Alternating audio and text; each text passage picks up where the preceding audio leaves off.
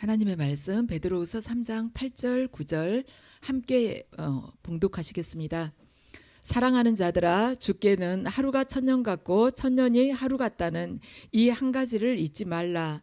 주의 약속은 어떤 이들이 더디다고 생각하는 것 같이 더딘 것이 아니라 오직 주께서는 너희를 대하여 오래 참으사 아무도 멸망하지 아니하고 다 회개하기를 이르기를 원하시느니라.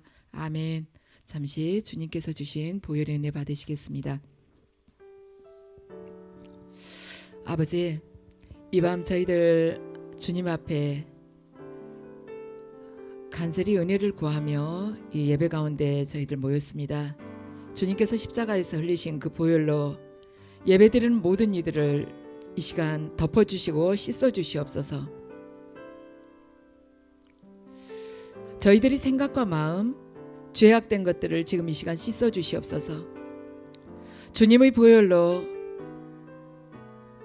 주님 앞에 무릎 꿇는 당신의 자녀들, 가정에 가족들에게 지금 이 시간 보혈로 역사해 주시옵소서.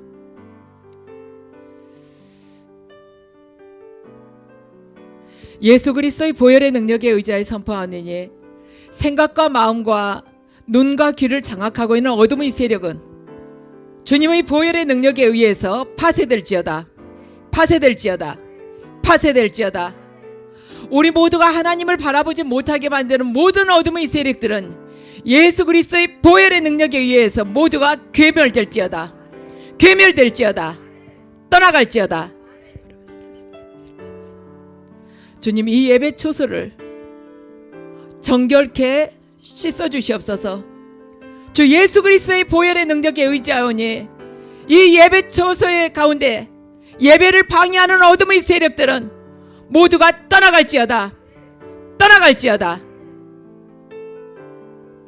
주님, 이 시간 저희들 주님께서 저희에게 허락하신 그 성령의 열매를 맺어가는 자가 되기를 원하오니 저희 심령 가운데 주님의 영을 충만하게 부어주시어서 삶 속에서 성령의 열매가 맺힐 수 있도록 주여 도우시옵소서.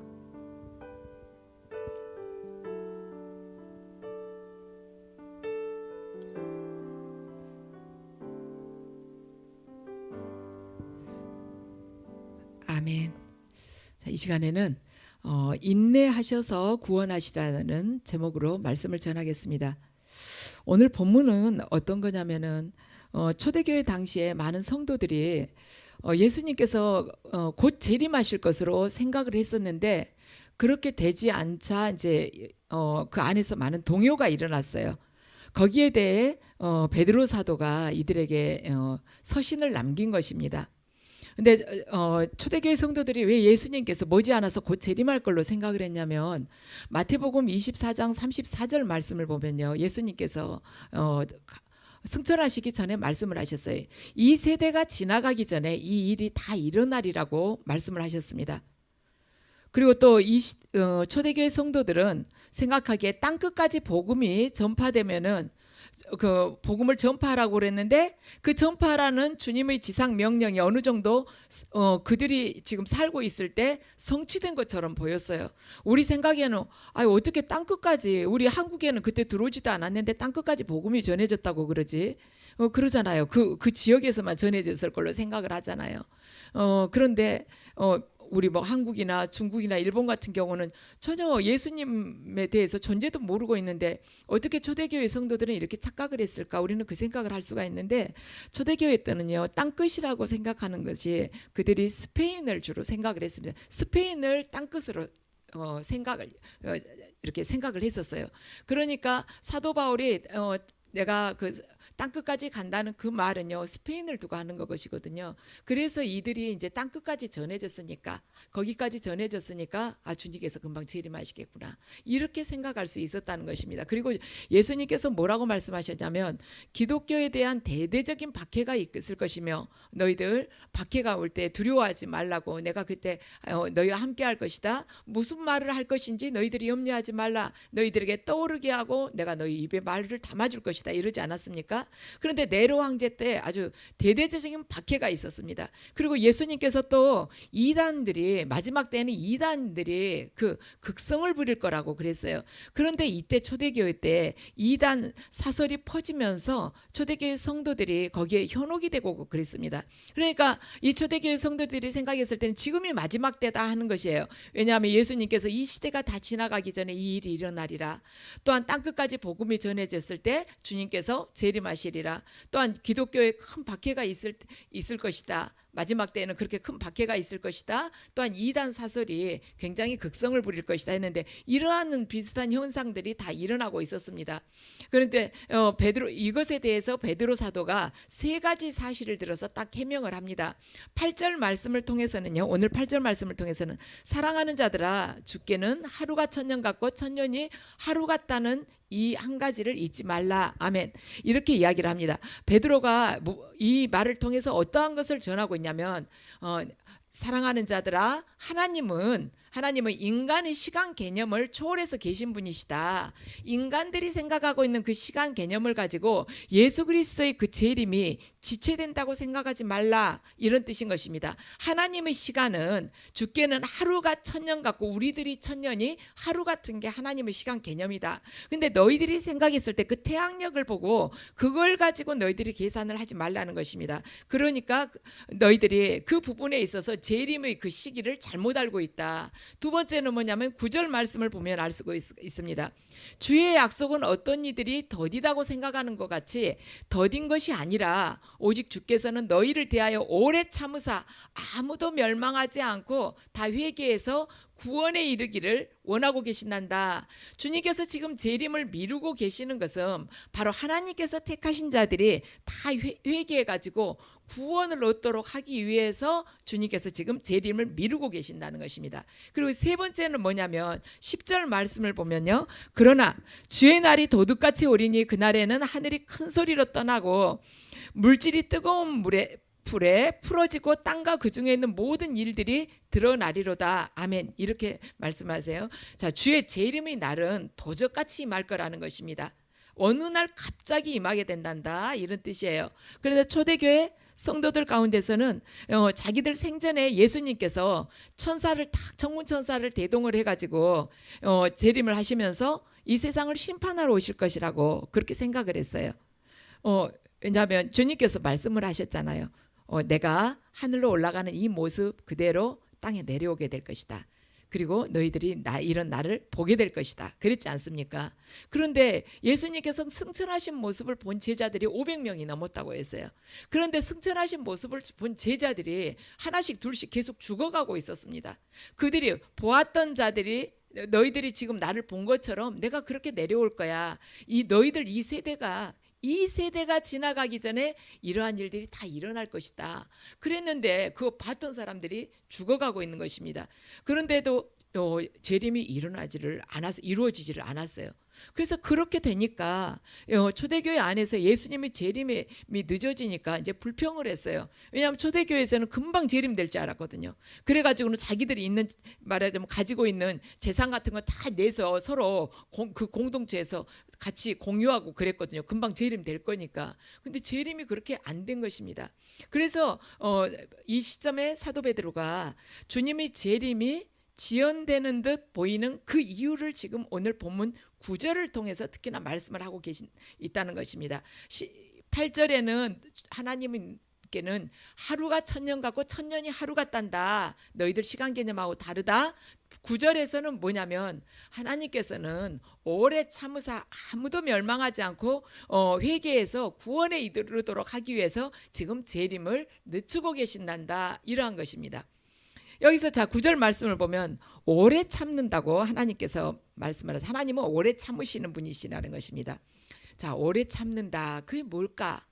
이 오래 참는다는 말씀을 가만 우리가 묵상을 해보면 오래 참는다. 우리도 오래 참는다고 딱 생각을 해보면 아무것도 하지 않고 가만히 묵묵히 있는다.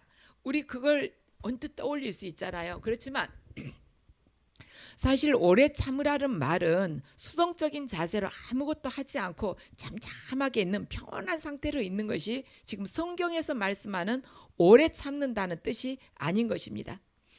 오래 참음이라고 하면은 가장 대표적인 분, 우리 롤 모델이 되신 분이 누구냐면 하나님이십니다. 하나님께서는요, 성경은 하나님께서 하나님의 백성들이 잘못했을 때 잘못했지만 하나님께서 화를 내지 않으시고 그 화를 내지 않으시고 가만 기다리고 계셨다가 그들이 돌아올 때까지 오랫동안 기다려 주신 거, 그걸 가지고 오래 참는 분이라고 말하지 않고 있어요. 아무리 잘못해도, 하나님의 백성들이 아무리 우상 숭배를 해도 아무 말씀하시지 않고 참고 계시다가 돌아오기만을 가만 기다리고 계시는 그러한 하나님을 오래 참는 분이라고 성경에서는 말씀하지 않았다는 것입니다. 성경을 보면 하나님께서 얼마나 분노하셨는지, 얼마나 이스라엘 백성들을 자주 책망하셨는지, 때로는 얼마나 큰 벌을 내리셨는지, 소돔과 고모라를 보거나 노아의 그 홍수를 본다거나 바벨론에 70년간 포로 생활했던 것을 보면은 하나님께서 얼마나 큰 벌을 내리셨는지 알 수가 있습니다. 하나님께서 이스라엘 백성들을 다루셨던 그 역사를 보면 오래 참음이라는 것은 단순히 화가 나도 감정을 꽉 억제하고 조용하게 아무 일 없다는 듯이 기다리고 있는 것이 오래 참는 것이 아니구나. 이걸 성경을 보면 알 수가 있어요. 하나님이 그렇게 하시지 않았거든요. 만약에 그런 분이셨다면 왜 70년이나 바벨론에 포로로 살게끔 말하자면 유다를 멸망하도록 그대로 내버려 두겠습니까? 왜 북이스라엘이 멸망해서 아수리에게 짓밟히도록 그대로 내버려 두겠습니까? 왜 예루살렘 성전이 불타는데도 하나님께서 그걸 그대로 버려두시겠습니까? 하나님께서 잠잠한 것이 오래 참음이라고 생각하셨다면 절대 그대로 두지 않으셨을 것입니다. 근데 하나님께서는요, 성경을 보면 이스라엘 백성들에게 채찍을 들기도 하시고 그들이 하나님의 말씀에 불순종할 때는 재앙을 내리기도 하셨습니다. 우리는 이런 부분들을 봤을 때 성경을 보면 하나님께서 구원을 하실 때는 이렇게 정말 뻔히 알 수 있는 삭개오야, 너와 내 집안이 오늘 구원받았다, 구원됐느니라, 이렇게 하셨을 때 몇 명 다 구원받는데, 멸망할 때 보면은 죽을 때 보면 만 몇천 명, 18만 5천 명 이렇게 한꺼번에 몽땅 죽는 거예요. 그런 걸 봤을 때 하나님께는 왜 그렇게 참을성이 없으실까? 사랑의 하나님이시라면서 왜 이스라엘 백성들에게 그렇게 무시무시한 벌을 내리시는 걸까? 왜 그렇게 다윗이 인구조사했다고 이스라엘 백성들에게 병을 내리시고 한꺼번에 그냥 7만 명이 확 죽게끔 하나님은 그러실까? 사랑의 하나님이신데 좀 참아주시지 왜 그렇게 하셨을까? 이런 의구심이 들 때가 있습니다. 하나님께서 이스라엘 백성들에게 벌을 내리시고 책망을 하시는 모습을 보면 오래 참음이라는 것은 무엇을 했는가, 무엇을 하지 않았는가, 이러한 것이 아니라 무엇을 했나 무엇을 하지 않았나, 이러한 것이 기준이 되는 것이 아니고 동기를 보고 판단을 해야 된다는 것을 알 수가 있다는 것입니다. 그러니까 하나님께서 그 오래 참으시고, 인자는 말하자면 노하기를 더디하시고 오래 참으시는 분이시라고 그러셨는데, 하나님께서 이스라엘 백성들에게 징계하시고 말하자면 벌 주시고 이럴 때 보면은 그분이 왜 그렇게 못 참으셨지? 근데 대표적인 분이 오래 참으신 분이 하나님이신데 하나님은 왜 참지를 못하시고 그렇게 한꺼번에 그렇게 몽땅 죽이시지? 하나님은 그렇게 많이 죽이시면서 우리가 한 명 죽인 사람 저기 지옥으로 떨어지라고 이렇게 하실 수가 있는가? 이런 생각이 들 수 있죠. 하나님은 그렇게 수만 명 한꺼번에 죽이시는, 그것이 아니라 숫자, 무엇을 어떻게 했느냐, 그것이 문제가 아니라는 것이에요. 그러니까 말하자면 홍수 심판을 내렸느냐, 바벨론에 포로를 보냈느냐, 포로살이를 70년을 하게 했느냐, 이것이 아니고 동기를 보고 판단을 한다는 것입니다. 그게 하나님께서 벌을 내리시고 징계하시는 것이 사랑으로부터 흘러나온 것이냐, 사랑으로 하지 않는 것이냐가 결정적이라는 것이, 오래 참는 것은, 성경에서 오래 참는 것은 그 동기가 무엇이냐는 것입니다. 오늘 본문을 보면 하나님께서 하나님 백성들이 회개를 오래 참으신 것 같이 하나님께서는 하나님께서 택하신 백성들이 회개하고 돌아와서 구원받기를 원하셨습니다. 그래서 저와 여러분도 하나님께서 기다려 주셨어요. 오랫동안 기다려 주셨습니다. 그래서 구원으로 이렇게 하나님께서 초청을 하신 것이죠. 그러면 저와 여러분도 가족을, 친구를, 이웃을 포기하지 않고 계속 기다리라는 의미인 것입니다. 하나님께서 우리를 기다려 주셨듯이 우리들도 이 공동체에서 나하고 조금 의견이 좀 다르고 가치관이 다르거나 어떠한 기준이 다른, 견해가 다른 그 사람을 내가 말하자면 멀리 할 것이 아니라 오래 참고 기다리라는 것이에요. 내 가족 중에서도 특히나 뜻이 안 맞은 사람이 있어요. 그렇지만 기다리라는 것입니다. 왜? 하나님께서 우리를 기다려 주셨으니까. 그래서 성령의 열매로서 오래 참음은 수동적으로 딱 몸살이고 이렇게 있는 것이 아니라 내가 너하고 상대 안 해. 상대 안 하면 되지, 말 안 하면 되지. 그러고는 조용하게 아주 평강을 누린 것처럼 하고 있는 것이 아니라 굉장히 적극적이고 능동적입니다. 성경에서 오래 참음이라고 하는 것은요. 그래서 이 오래 참음이라는 것은 원어의 그 뜻을 이렇게 살펴보면 뭐냐면 어떤 상황 속에서도 계속해서 참음으로써 다른 사람을 관용할 줄 아는 그 성품. 그러니까 어떤 상황 속에서도 정말 실망스럽고 화가 나게 하고 배신감 느껴지고 그래도 그 사람을 이렇게 관용하면서 포용하는 그 성격을 오래 참음이라고 그러는 것입니다. 에이, 나는 저 사람은 이제 더 이상은 못 봐줘. 포기. 에이, 더 이상 상대 안 해야지. 포기하거나 체념하면서 냉소적으로 그렇게 무관심하는 것이 오래 참는 것이 아니라는 것이에요. 기회만 대봐. 한번 두고 볼 테니까. 그리고 그 아금니 물고 참고 있는 거, 그것이 성경에서 말씀하는, 이 성령의 열매에서 말씀하는 오래 참음이 아니라는 것입니다. 저 사람이 정말 나의 과거의 옛사람 그 나는 절대로 저 사람하고 상대 안 할 것 같지만 이제 하나님께서 나를 오래 참고 기다려 주셨던 그 은혜를 생각했을 때 내가 계속 참으면서 저 사람을 이렇게 관용을 하는 거예요. 울산에서 청소년 사역을 하고 있는 김보성 목사님의 이야기를 잠시 여러분에게 전해드리겠습니다. 이 목사님이 이렇게 목사님까지 되는 데 있어서는 인생에 있어서 큰 두 분의 영향을 받으셨더라고요. 이분이 초등학교 때는 반에서 계속 1등을 했대요. 왜냐하면 엄마가 아주 열심히 이분을 가르쳤어요. 그랬는데 중학교 올라가니까 엄마가 손을 딱 떼니까 이제 혼자서 공부를 이렇게 헤쳐나갈 능력이 없으니까 성적이 이제 떨어지게 된 거예요. 그러다 보니까 공부하지 않는, 좋지 않는 친구들이랑 어울리게 됐습니다. 그래서 이제 게임방이랑 그런 데 가가지고 게임방 문 닫을 때까지 그렇게 하고 또 어쩔 때는 친구들이랑 놀다가 새벽에 들어오고 이렇게 하다 보니까 공부가 이 목사님 말로는 그 반에서 운동하는 친구 빼놓고는 제일 밑바닥이었다고 그렇게 표현을 하고 있는데요. 그래서 성적이 계속 떨어지니까 아버지가 어느 정도까지 이야기를 하셨냐면 쓰레기 같은 애라고, 그렇게까지 아들이지만 쓰레기 같다고 그렇게 이야기를 하셨답니다. 그런데 중학교 올라가지고 2학년쯤 됐을 때 이제 2학년 때도 선생님한테 많이 맞았어요. 왜냐하면 성적이 나쁘니까. 그래 아주 무서운 선생님을 만난 거예요. 그 야구 방망이 있죠. 그거 들고 다니면서 혼내는 선생님 만났는데 2학년 딱 끝날 무렵에 전화를 하셨더래요. 근데 전화를 딱 받았는데 선생님이 내일 너 터미널에 3일간 밖에서 머무를 수 있는, 말하자면 짐을 싸가지고 터미널로 딱 몇 시까지, 아침에 몇 시까지 딱 모이라고 딱 그러시더래요. 나오라고. 그러니까 뭐 왜요, 어디 가요, 이런 말도 묻지도 못했대요. 워낙 무서운 선생님이라서. 그래가지고 전화 딱 끊자마자 무슨 일일까 그렇게 생각하는 것이 아니라 얼마나 그동안에 혼났는지 자기가 벌써 짐을 싸고 있더래요. 어디 간지도 모르면서.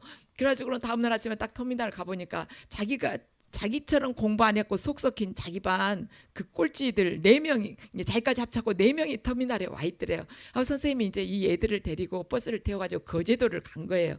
거제도 이제 마음이 들떠가고 있는데 옆에 친구가 거제도에 포로 수용소 있는지 모르냐고, 우리 거기다가 지금 집어넣으려고 데려온 것 같다고 그랬는데 그게 아니고 가니까 선생님이 유람선도 태워주고 아주 맛있는 회도 사주시고 그러면서 3일간을 얘들하고 아주 정말 즐겁게 이렇게 지내주셨어요. 그런데 이제 유람선 타고 이렇게 구경시켜 주시면서 그러시더래요. 얘들아, 너희들 청소년 아니냐, 푸를 청소년 아니냐, 너희들 맨날 오락실에서 화면만 보지 말고 이렇게 푸른 자연도 봐야지 청소년 아니겠냐, 푸를 청인데 그러시더래요. 그러면서 여행을 이렇게 마치고 돌아오는데 선생님이 이 네 명을 이야기를 하시더래요. 돌아오는 길에 너희들 2학년 성적 어떻게 나왔니? 그러면서 너 영어 몇 점 맞았어? 그러니까 하나는 20점, 30점. 너 수학 몇 점이야? 30점. 뭐 이게 이제 이 사람들 평소 점수였던 거예요. 그러니까 선생님이 그 딱 덧붙여서 이야기를 하시기를, 솔직히 이야기하면 부모님들도 너희들 포기하셨지. 우리 학교 선생님들도 다 너희들 포기하신 것 같지 않냐. 그런데 얘들아, 선생님은 너희들 끝까지 포기하지 않는다. 그러시면서 심지어 너희들 자신도 너희들을 포기했을 거야. 그렇지만 선생님은 절대 너희들을 끝까지 포기하지 않을 거야. 그러시면서 선생님이 2년 동안 너희들, 이제 중학교 2학년 말이었기 때문에 공부에 손을 놓았지만 중학교 3학년 1년 남아있으니까 한번 공부해보자. 내가 도와줄게. 딱 그러고는 선생님이 그때부터는 일주일에 3번씩, 그러니까 3번씩 3일씩을 밤 12시까지 이 선생님이 이 4명을 남겨놓고 공부를 하도록 도와주신 것입니다. 하고 이 4명이 원래는 고등학교를 갈 수가 없었대요. 점수가. 왜냐하면 그때 학력고사인지 200점 만점에 이 사람들이 몇 점이 나왔냐면 100점이 나왔대요. 근데 180점이 넘어야지 고등학교를 갈 수가 있었답니다. 그래가지고는 선생님이 밤 12시까지 일주일에 3일씩을 밥 사주시면서 이렇게 공부를 하도록 계속 도와주셨어요. 그래가지고는 중학교 3학년 12월 말쯤 되니까 그 학력고사 200점 만점에 몇 점이 나냐면 185점이 나왔대요. 그래가지고는 이 목사님이 그러세요. 자신은 그 선생님이 아니었으면 고등학교란 단어 자체가 자기 인생에 없었을 거라고, 그러면서 자기하고 지금 같이 그때 거제도 갔던 친구들 3명은 직장 생활하고 자신은 지금 목사로 살아가고 있다고 했습니다. 그래서 자기 인생 최고의 만남인 것 같다고. 근데 이 선생님이 이제 이렇게 목사가 된 데 있어서 교회를 다니는 것은 동기가 뭐였냐면 아버지가 중학교 때인가 그랬대요. 하도 공부 안 하니까 주일날 아침에, 일요일 아침에 막 깨우더래요. 그러니까 깨우시니까 이제 이 아들이 왜 깨우냐고, 오늘 학교 안 간다고 그랬나 봐요. 그러니까 너 학교 안 다녀도 좋으니까 저기 앞에 있는 교회에 가서 좀 앉아 있다 오라고 그러셨대요. 근데 이 집안은 아주 대대로 불교 집안인 것이에요. 아주 우상숭배하고 그랬는데 학교는 안 가도 좋으니까 가서 좋은 말 좀 듣고 오라고 그러신 거예요. 그래가지고 교회를 가게 됐답니다. 억지로. 집안 식구 아무도 안 다니는데 그냥 아버지가 이제 가서 들어보라고 한 거예요. 너 사람부터 먼저 대하겠다고 교회를 보내신 거예요. 그런데 그 교회에 다니면서 이제 좀 어울리고 그랬지 않겠습니까? 근데 이제 고등학교를 들어갔는데 고등학교 1학년 때 비가 아주 밤에 자습을 하고 늦게 끝났는데 비가 아주 억수로 쏟아지더래요. 하고 친구랑 둘이서 우산, 밤 늦게 이제 학교에서 끝났으니까 우산도 없이 집에 가려고 하는데 무슨 자동차가 딱 학교 앞으로 오더래요. 오니까 누군가 했더니 보니까 자기 고등학교 선생님인데 이 말하자면 보성이라는 이 목사님하고 같은 교회에 다니는 선생님인 거예요. 선생님이 딱 차에서 내리시니까 이제 이 목사님이 보성이라는 학생이 선생님 무슨 일이냐고, 웬일이세요? 그러니까 선생님이 보성이 너랑 저 진욱이랑 비 맞을까 봐서 내가 데리러 왔다고 그러시더래요. 주일학교 선생님이었어. 그러니까 이 고등학교 선생님도 하면서 이 학교 선생님도 하시면서 교회에서는 주일학교 교사였습니다. 그래가지고는 딱 차를 태워가지고 이 목사님 이야기가 그래요. 자기 그 보성이랑, 자기가 보성인데 보성이랑 진욱이랑 둘을 이 선생님이 차를 태워가지고 교회로 딱 데리고 와서 기도실에서 막 기도를 했더라면 자기들은 교회 안 다녔을 거래요. 그래서 선생님이 그리 교회로 데리고 간 것이 아니라 분식집을 데리고 가시더래요. 가셔가지고 이 두 사람을 앉혀놓고 라면 2인분, 김밥 2인분, 떡볶이 2인분, 그리고 순대 2인분, 공깃밥 2개를 딱 시켜 주시더래요. 하고 둘이서 그걸 다 먹은 거예요. 다 먹었는데 맛있냐고 그러시더래요. 끝나고 다 먹고 나니까. 그러고는 이제 차로 집에다 데려다 주시더래요. 그러니까 이 두 사람이 딱 이 두 학생들이 생각이 무슨 생각을 했냐면 이번 주에 꼭 교회 나오라고 하실 것이다, 이렇게 생각을 했는데 그렇지 않고 이 선생님이 보성아, 진우가 정말 보고 싶었는데 얼굴 보니까 참 좋다, 이렇게 하시면서 우산을 주고 가신 거예요. 그러니까 선생님이 집에다 내려주고 이렇게 가시니까 이 말하자면 이 지금 목사 대신 이 보성이라는 이 학생이 뭐라고 했냐면, 친구한테 진호가 우리 2년 뒤에 대학생 되면 이 선생님처럼 중고등부 교사로 신청해서 우리도 중고등부 후배들에게 학교에 후배들 학교에 간식 들고 찾아가자. 그러면서 오늘 우리가 힘이 나고 이렇게 행복한 것처럼 그 애들도 그러지 않겠냐고. 선생님이 참고 오래도록 기다려주신 그 사랑, 동기가 사랑이었어요. 그러니까 이들이 확 바뀐 것입니다. 그 안에서. 그러면서 자기 인생에 있어서 정말 깊이 큰 의미, 자기 인생에 있어서 정말 결정적인 그러한 영향을 끼친 두 분이 바로 이 선생님이라고, 중학교 때 선생님하고 이 주일학교 선생님이었다는 것입니다. 저는 이 이야기를 들으면서 우리가 자녀들에게나 주변 사람들에게 어떤 방법으로 오래 참으면서 그들을 관용을 해야 되는지 그게 정말 절절하게 느껴졌어요.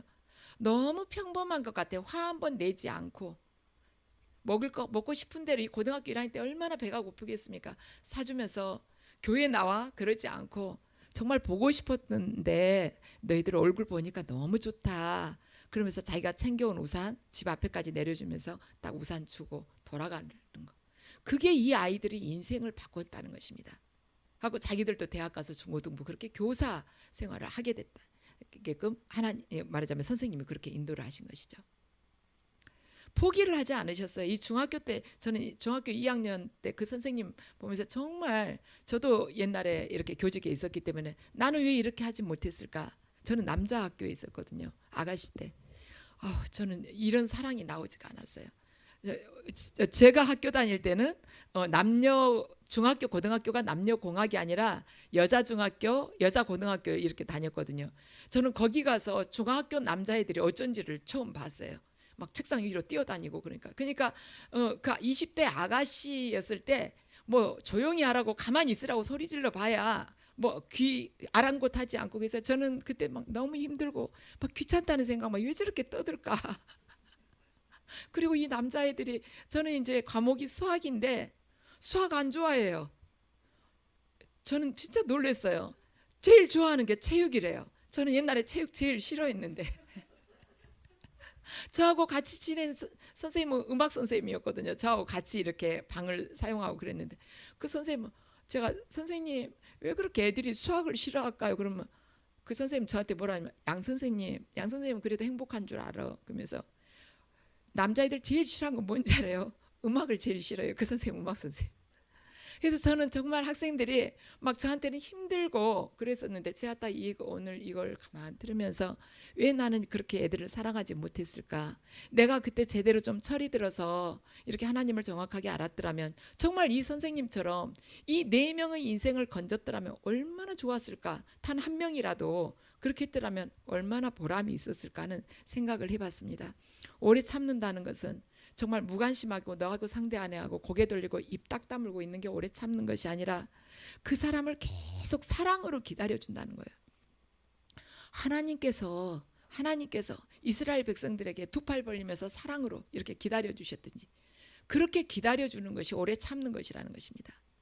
저와 여러분에게도 포기하지 않는 누군가가 있습니다.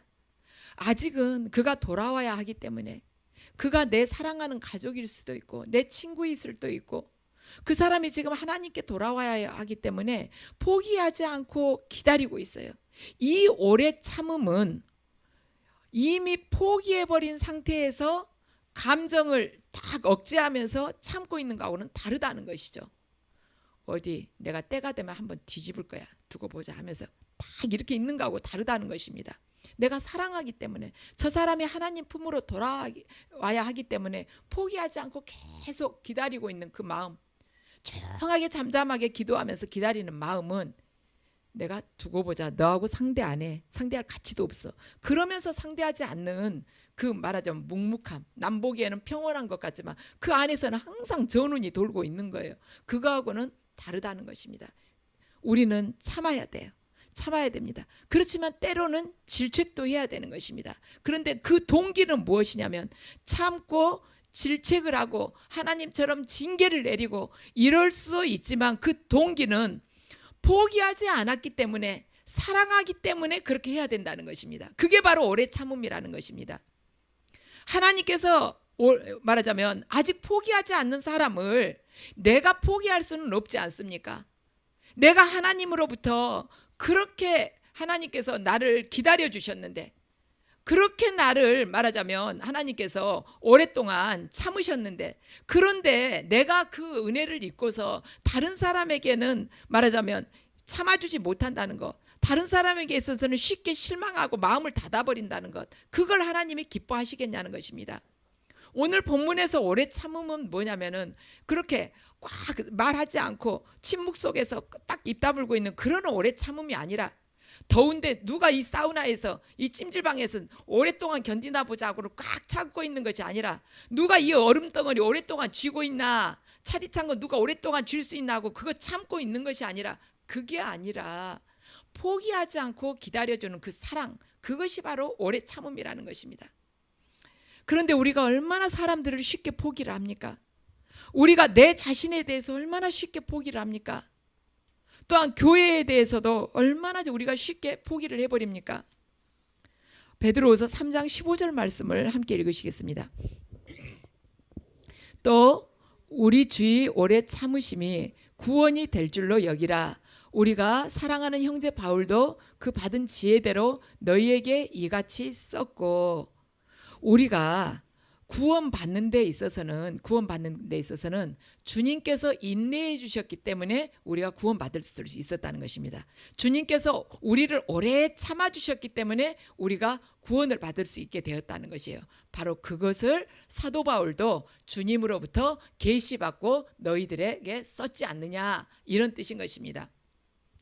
여러분, 저와 여러분이 주님의 인내 때문에 구원을 받았다면 우리들 자신도 두 가지 인내를 가져야 되지 않겠습니까?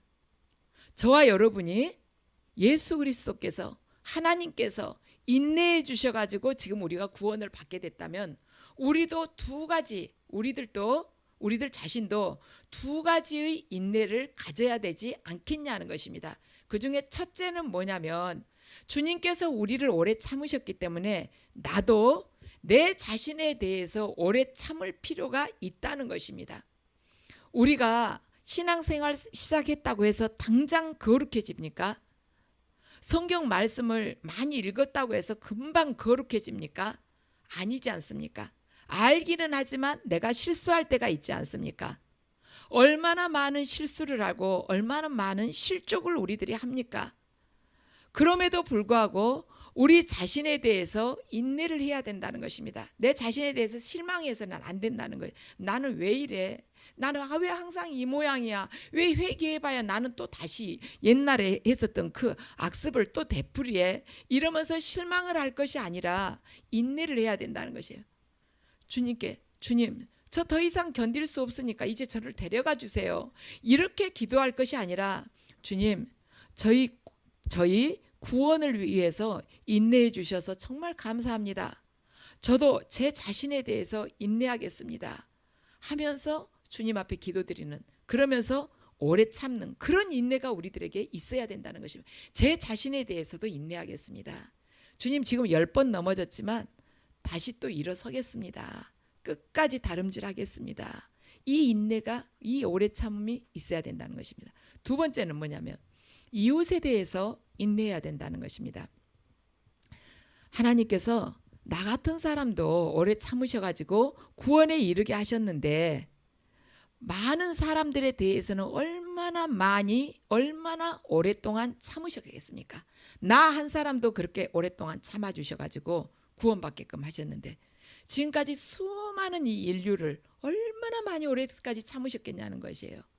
그래서 우리가 주님의 오래 참음에 대해서 이해를 하고 눈이 뜨이게 되면, 우리 또한 나 자신에 대해서 뿐만이 아니라 좀체 변하지 않을 것 같은 내 배우자, 아무리 좋은 이야기를 하고 설득을 시켜봐도 꿈쩍하지 않는 고집스러운 내 자녀, 또한 내 이웃들, 하나님께서 택하고 예정하신 그러한 사람들, 그 사람들에 대해서도 우리들이 오래 참고 인내를 해야 된다는 것입니다. 구약 성경을 보면요, 하나님께서 놀랍게도 인내심을 가지고 백성들에게 이야기를 하십니다. 자, 에스겔 18장 23절 말씀을 함께 읽으시겠습니다.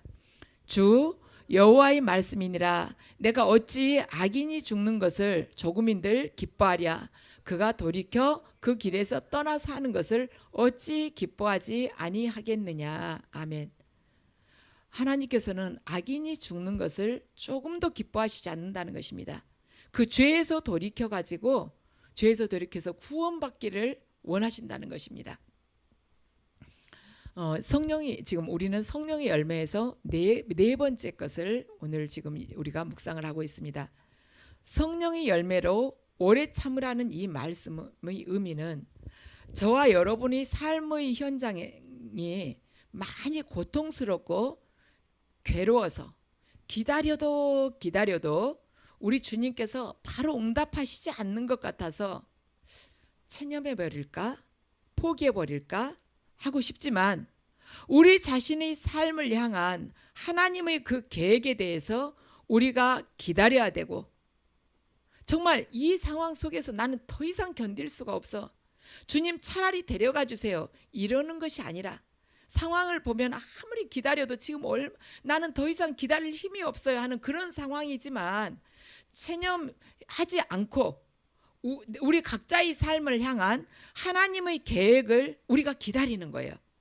그 계획이 성취되도록 우리가 주님의 그 약속의 말씀 붙들고 기다리는 것입니다. 내 자신의 인생에 대한 하나님의 계획을 우리가 기다리면서 참고 견디는 것뿐만이 아니라 이웃에 대해서도, 내 이웃에 대해서도 하나님의 크신 계획이 있어요.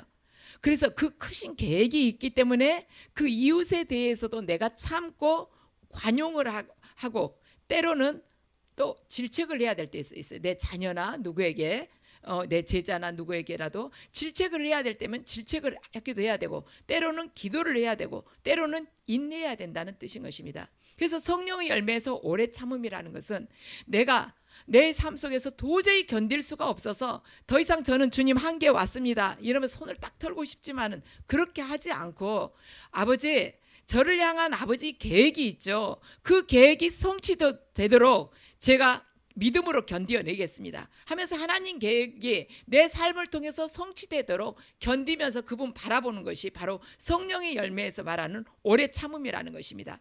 내 자신에 대해서는 그리고 그렇게 하고, 이웃에 대해서는 그 이웃을 향한 하나님의 크신 계획이 또 있는 것입니다. 그 계획이 이루어지도록 내가 그 사람이 보기에 정말 질책을 해야 될 것 같으면, 내 자녀가 정말 어떠한 중독에 빠져가지고 헤어나지 못할 경우에 주님의 말씀을 이렇게 인용을 해서 질책을 하고 기다려주고 기도해주고, 그러면서 그 사람을 향한 하나님의 뜻이 이루어지도록 인내하면서 기다려야 된다는 것이에요. 이 목사님의 그 중학교 때 선생님이 정말 그러한 것이죠. 꼴찌에서 뭐 세 번째, 네 번째 된 애들한테 무슨 희망을 가질 수가 있겠습니까?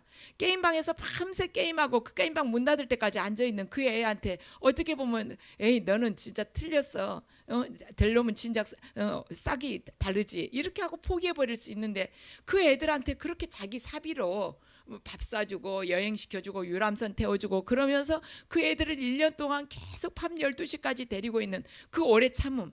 왜냐하면 하나님께서 그 아이들을 통한 하나님의 계획이 분명히 있을 거라는 거예요. 그 크신 계획이 그 아이들을 통해서 이루어지도록 하기 위해서 내 이웃에 대해서 오래 참아야 된다는 거예요. 근데 그 동기가 뭐냐면 바로 사랑해서 그것이 우러나와야 된다는 것입니다.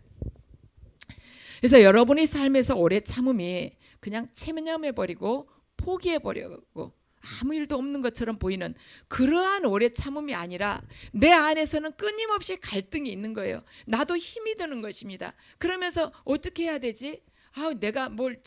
내가 저 사람한테 대하는 게 잘못됐나? 이렇게 해야 되는가? 이렇게 해야지 저 사람이 하나님의 그 계획 안으로 들어갈 수가 있는가? 이러한 계속적인 내 안에서 갈등과, 이렇게 말하자면 회의와 이러한 부분들, 순간 또 내가 실족하기도 하고 이런 부분들이 있지만은 내가 사랑이라는 그걸 움켜쥐고 하나님의 그 사랑 그걸 붙들고 그 사람을 하나님의 크신 계획으로 계속해서 인도를 하는 것입니다. 그게 성령의 열매에서 말하는 오래 참음이라는 것입니다.